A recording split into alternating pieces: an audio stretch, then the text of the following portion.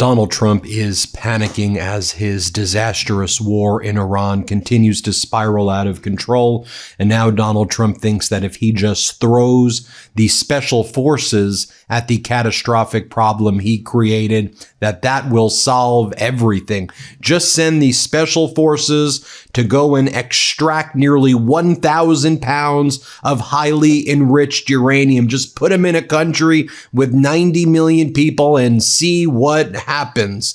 That's what Donald Trump's apparently planning. Several hundred U.S. Special Operation Forces, including Army Rangers and Navy SEALs, have just arrived in the Middle East, joining thousands of Marines and Army paratroopers from the 82nd Airborne Division in a deployment meant to give Donald Trump additional options to expand the current month-long disastrous war in Iran, with planning underway for possible ground invasions. This is being reported by the New York Times and the Wall Street Journal, reporting how Trump is weighing a military operation with these special forces to extract nearly 1,000 pounds of highly enriched uranium from at least 2 sites in Iran.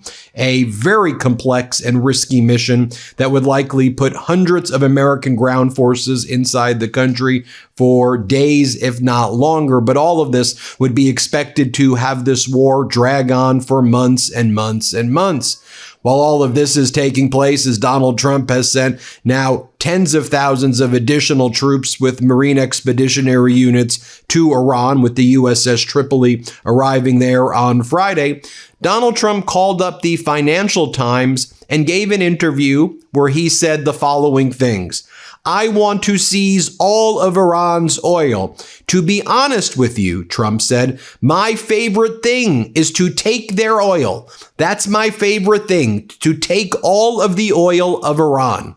So what Donald Trump said. He also said that he's considering taking Karg Island, Iran's main oil export hub. So considering a mission with special forces to extract 1,000 pounds of highly enriched uranium, also taking Karg Island. What could possibly go wrong, everybody? He compares Iran to Venezuela, saying U.S. could control the oil in Iran indefinitely, like we're doing in Venezuela. Trump claims Iran has no real defense anymore. I don't think they have any defense. We could take care of it all very easily. It would be done very, very easily.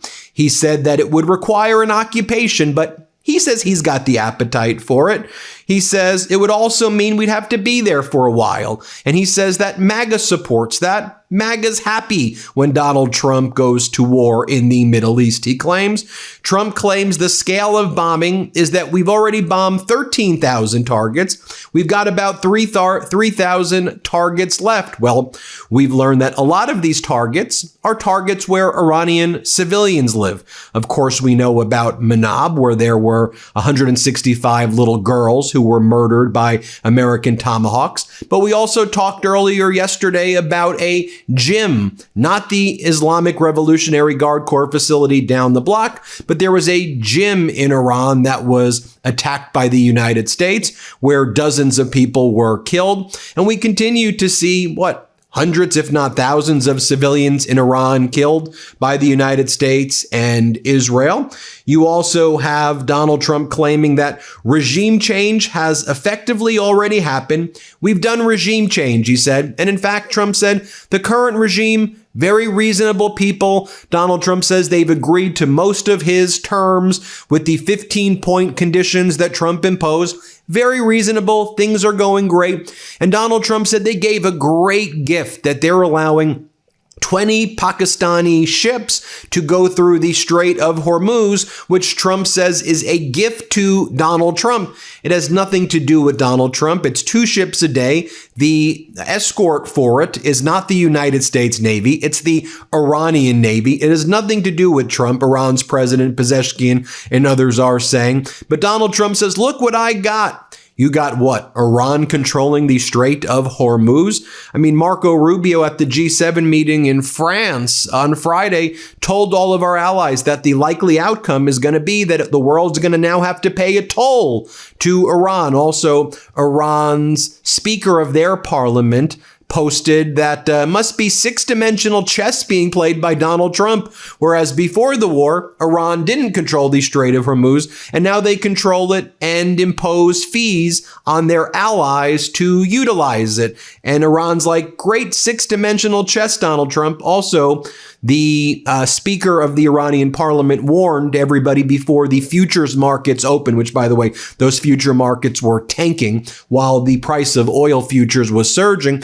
All the Iranian leadership is now saying Donald Trump's going to try to manipulate the market. We're not talking to him. We haven't agreed to the 15-point plan. All Iran said is that they have their preconditions to negotiations, that the United States must pay reparations. There must be security guarantees that the United States won't strike Iran ever again with Israel, that Hezbollah won't be hit ever again by the United States and Israel, that Iran's proxy groups like the Shiite militias in Iraq won't ever be hit again, that the Houthis won't be hit ever again, that there will be, in addition to these security guarantees, full reparations, that Iran will never give up its ballistic missiles. Iran would like to continue now enriching uranium in the future because they said, why would we agree to any negotiations when that will just result in invasions of Iran? And then Iran continues to say that they also demand public apologies as well. And unless those things are met, also the removal of U.S. military bases in the region. And Iran says, if those preconditions are met, we're not even talking to you. So there's nothing to talk about unless you agree with all of that. And then Donald Trump describes the new leadership as a totally different group of people. Very, very professional group of people. Now, that group of people continues to mock Donald Trump, call him the Epstein class murderer. They continue to strike their neighboring Arab nations where there are American military interests. For example, last night, there was at least one killed and severe damage caused following an Iranian attack on a service building at a Kuwaiti power and water desalination station, according to Kuwait's Ministry of Energy. Specifically, it's this right here. You can see this service building at a power station and distillation facility right here. Also, we saw attacks on all of the neighbors. Bahrain was hit again hard. Iranian proxy groups, these Shiite militias that have been given the green light by the Iraqi government. The war is fully spread to Iraq now. They've successfully been targeting military bases in Iraq where there's been weapons shared by the United States to the Iraqi government.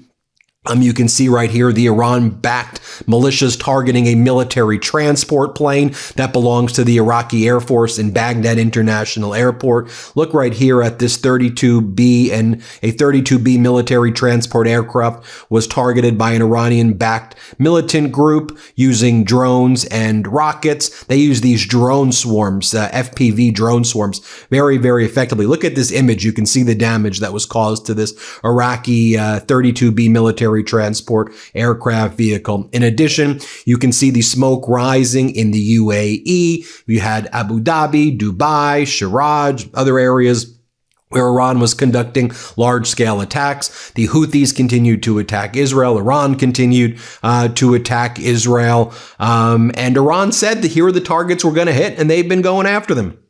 What else has Donald Trump been saying? Donald Trump says on Iran, I think that they really want a deal. They're practically begging. Anyone who is being destroyed would want one, right? Then Donald Trump told N14, which is a news channel in Israel. Donald Trump goes, I love Israel. I love the people of Israel. I'm very proud and happy with their support. Then Channel 12 in Israel reported that if U.S. launches a ground operation in Iran, Israeli troops will not take part in any way in the combat. Regarding a invasion to control the Strait of Hormuz, Donald Trump said, we're already doing it. It's already underway. It's already happening. No, it's not already happening. There's nothing yet. As I said, he is marshaling these special forces and Marine expeditionary units in the 82nd Airborne Division, elite paratroopers and others. But that's about that's what we know for sure is happening right now. Meanwhile, U.S. government officials and Wall Street analysts are starting starting to consider the prospect that oil prices might surge to an unprecedented $200 a barrel level. Right now, the Brent crude market opened at $115 a barrel. WTI crude was over $100 a barrel.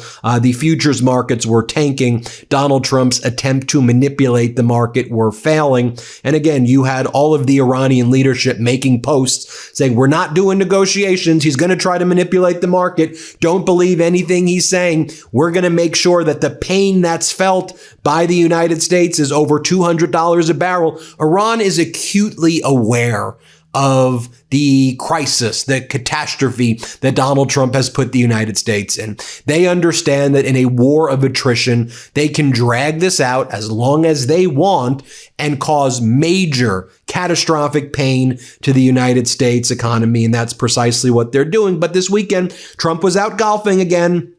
Right. We learned that his second term golf tab has already exceeded $100 million to taxpayers. I believe it's actually significantly more than that. And you know, right, that 2 weeks ago, the debt in the United States crossed that $39 trillion threshold, and that'll be at $40 trillion in no time. I mean, the cost of this war, hundreds of billions of dollars, and we've already lost tens of billions, if not hundreds of billions of dollars in weapons already. You have the Iranian military chief spokesperson also saying that the Iranian strikes will now target U.S.-Israeli residential areas, homes of U.S. and Israeli commanders, and hotels where they're staying. It said the directive is in response to the hostile and terrorist actions targeting Iranian civilians across multiple cities. And we also know that the United States and Israel were able to target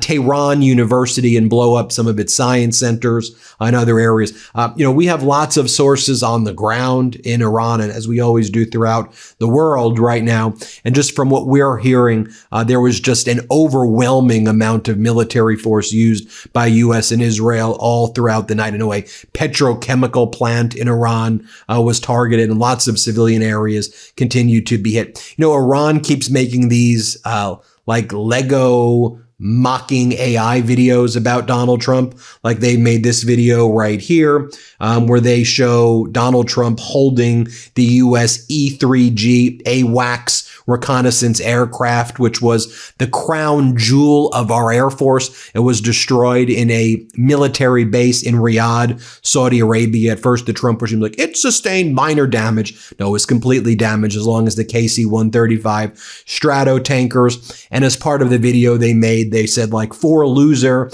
And they put like a gurney and said for loser. They've got, Donald Trump with, the hands that are rotting away. And they show Donald Trump panicking in their animation that they're making right there. Donald Trump's post was a big day in Iran. Many long sought after targets have been taken out and destroyed by our great military, the finest and most lethal in the world. God bless you all, DJT. And then Donald Trump gave this catastrophic press conference aboard Air Force One, where Donald Trump said, so when he tries to manipulate the market, but it was really not working at all. I mean, crude oil prices dropped like $1 for a short period of time because the markets know that Donald Trump's jawboning is just that, jawboning, utter BS. Donald Trump was holding a photo of his golden ballroom. And while he was talking about the golden ballroom, that's what he really wanted to talk about. He's like, I think we'll do a deal this week with Iran. I see a deal coming. It's the normal stuff that he does to manipulate the markets. Here, play this clip. White House, which is, I think, very important to Mr. President, deal in Iran this upcoming week. Say it? Sir, could you foresee a deal in Iran this upcoming week? I do see a deal in Iran, yeah. Mr. President, Could be soon. are you considering... Then a reporter asked Donald Trump about the 15-point plan that was made to Iran. And they're like, will they come back with a response? And Donald Trump's like, they gave us most of the points. And in fact, the present that they gave us is they allowed these 20 boats to be guided by the United States Navy through the Strait of Hormuz. And then, the headlines from American corporate news was like, 20 large oil tankers to transit Strait of Hormuz under U.S. escort starting tomorrow morning. It got community noted right away. The 20 tankers are Pakistani-flagged vessels allowed by Iran to transit the Strait of Hormuz under Iranian escort, not U.S. escort as claimed. No U.S. Navy escorts of tankers are scheduled to begin March 31st. Here's a video of Donald Trump lying about it. Play this clip. You seriously wouldn't. You had offered a 15-point plan to Iran. Did they ever come back? Yeah, they came back on the 15-point plan. They gave us most of the points. Why wouldn't they? And you make it sound like they've made some concessions. Can you identify those? Well, they're agreeing with us on the plan. I mean, we asked for 15 things, and for the most part, we're going to be asking for a couple of other things. And just to prove that they're serious, they gave us all these votes. When I talked about 4 days ago, a present, I said they gave me a present. But I didn't think I was at liberty to say what it was. What it was 8 plus 2. It's 10 massive boatloads of oil. And today they gave us another present. They gave us 20 boatloads of oil. And that starts being shipped tomorrow. We're having very good meetings, both directly and indirectly. And I think we're getting a lot of very important points. Sir, were you caught off guard? And then Donald Trump was saying, we did regime change. We got the regime that we wanted. Everybody as part of this regime is very reasonable. They're good people, actually. They're good people. We like working with them. Here, play this clip. But we've had regime change, if you look already, because the one regime was decimated, destroyed. They're all dead. The next regime is mostly dead. And the third regime, we're dealing with different people than anybody's dealt with before. It's a whole different group of people. So I would consider that regime change. And frankly, they've been very reasonable. So I think we've had regime change. I mean, you can't do much better than that. The regime that was really bad, really evil was the first one. That was done. The second was appointed, and they're gone. They're all dead, other than one who may have a little life in him. And then they're really in the third group. And the third group of people that seem to be much more reasonable. It truly is regime change. And regime change is an imperative, but I think we have it automatically. I did something today. Now, going back to Trump's special forces invasion, as open source intelligence defender writes, any move to seize the uranium by force would be complex and dangerous. Former U.S. military officers and experts said, ranking among the most challenging operations ordered by Donald Trump. The potential operation, which would likely trigger retaliation from Iran, could also lengthen the war well beyond the 4 to 6 week timeframe that Trump's team has publicly outlined. Teams of U.S. forces would need to fly to the sites, likely under fire from Iranian surface-to-air missiles and drones. Once on site, combat troops would need to secure perimeters so that engineers with excavating equipment could search through debris and check for the mimes and booby traps. The extraction of the material would likely need to be conducted by an elite special operations team, specially trained to remove radioactive material from a conflict zone. The highly enriched uranium is likely contained in 40 to 50 special cylinders that resemble scuba tanks. They would need to be put into transportation casks to protect against accidents. That could fill several trucks, said Richard Nephew, a senior research scholar at Columbia University and former nuclear negotiator with Iran. Unless an airfield was available, a makeshift one would need to be set up to bring equipment in and take the nuclear material out. The entire operation would take days or even a week to complete, experts say. And yes, so as 50,000 Americans are deployed to war, now those special forces, as oil's over $100 a barrel. In fact, Brent is over $114 per barrel. Costs spiraling out of control. Americans can't afford anything. We are facing not just a recession, but potentially a Great Depression here in the United States. Our airports are an absolute mess, as John Favreau says. This is what Donald Trump wanted everybody to know. Here, play this clip. And that porch will be magnificent, looking in between the columns. They no longer, we took the stairs out that were on the south side and really replaced them with these stairs. So you have an open porch and you have the closed porch under the columns, overlooking the Washington Monument, the Jefferson Memorial, and the Lincoln Memorial / Monument. So that's great. This is a view of the columns as they are going to be made. They're going to be hand carved and they're beautiful. Top of the line, there'll be Corinthian, which is considered the best, most beautiful by far. Also, should be noted that the U.S. universities in Qatar have shut down their campuses the same way the U.S. has shut down its military bases in the region. 13 military bases, universities shut down after the U.S. hit Iranian universities. Iran said we're going to hit their universities. I'll just far right-wing individual Ann Coulter posted the following: watching Fox News assure viewers the Iran war is going super well and Trump is a total stud is like watching the same network assure viewers that Dominion voting system rigged the 2020 election and Trump was the winner. And folks, I am so grateful for all of your feedback about our reporting here, right? We really try to dig in to the things that are not being talked about anywhere else on corporate news to give you a true picture of what's happening. You may not like what I'm saying, but I'm giving you the objective data of what is on the ground every single damn day. Make sure you subscribe to our YouTube channel, all right? You may think you're subscribed, but you may not actually be subscribed. So turn notifications on, subscribe to our YouTube channel. You can subscribe to Scott McFarlane's YouTube channel while you're at it. It's called Scott McFarlane News. How great is it bringing him to the MeidasTouch Network? Thank you all so much. We appreciate your support as always. Thanks for watching. Be sure to add the MeidasTouch podcast on Apple Podcasts, Spotify, or wherever you get your podcasts for new updates every single day.